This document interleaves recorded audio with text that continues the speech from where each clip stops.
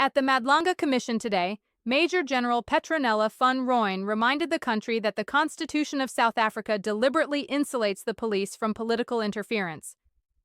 She clarified that this separation of powers is not accidental. It's a constitutional safeguard designed to protect the operational independence of law enforcement from political pressure.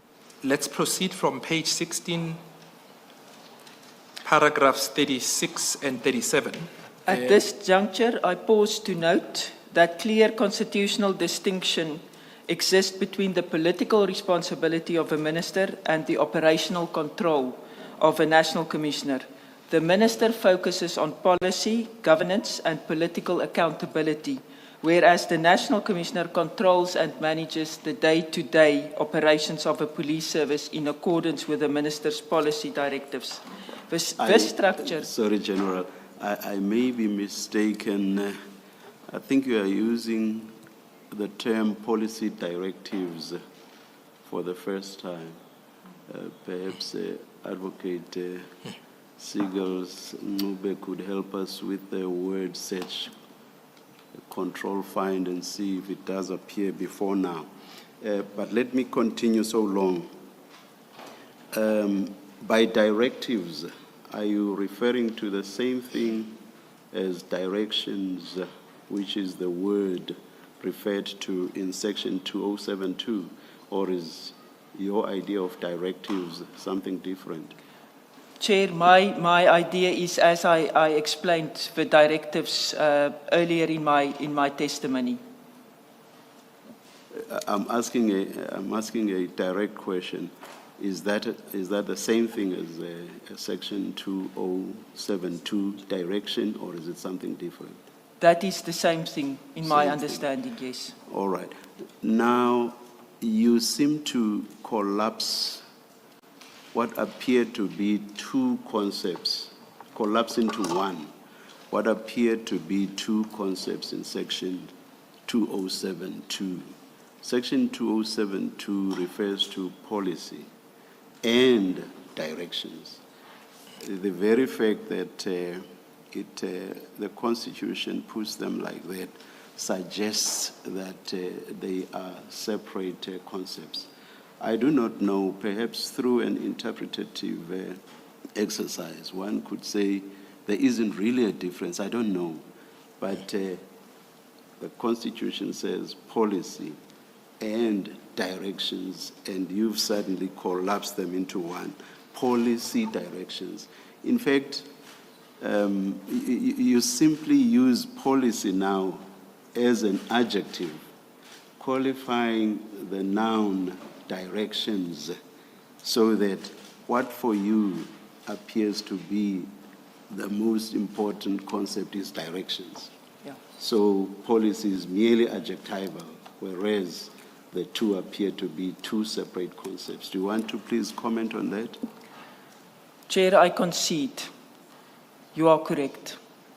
The policies, as I explained, are more long-term written documents. It gives the government's goal to achieve certain objectives, albeit in the national policing policy, or the example that I utilized to remove barriers in the reporting of certain offences.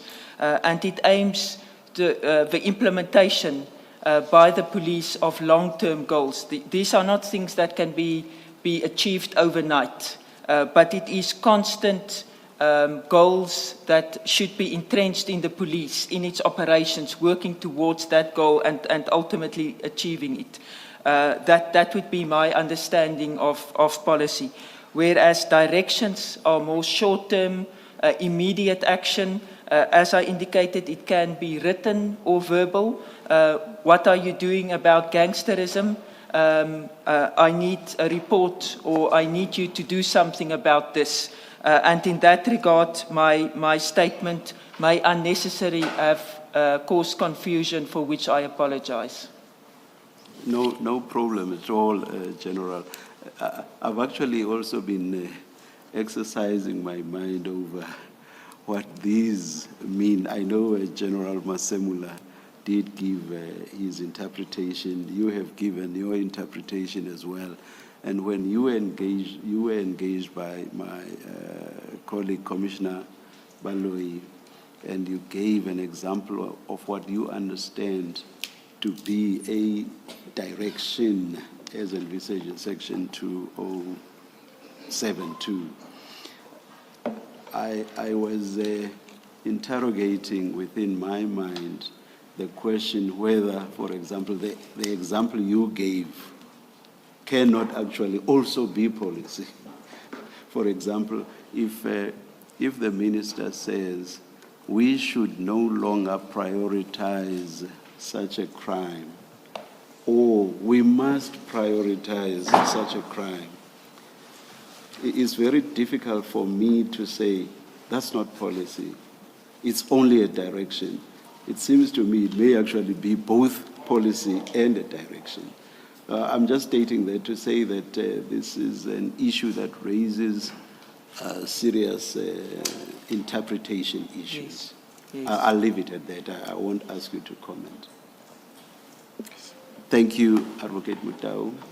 Thank you, Chair. If you can just conclude by pulling 36 and 37 together, Okay. and then with the leave of the Chair and the Commissioners, it's almost tea time. Chair, in conclusion, this structure is intended to ensure political accountability, but insulating the police operations from undue political interference. And I think that is ultimate, the goal of getting that line right, to ensure that there is accountability, but not interference in policing. Thank you.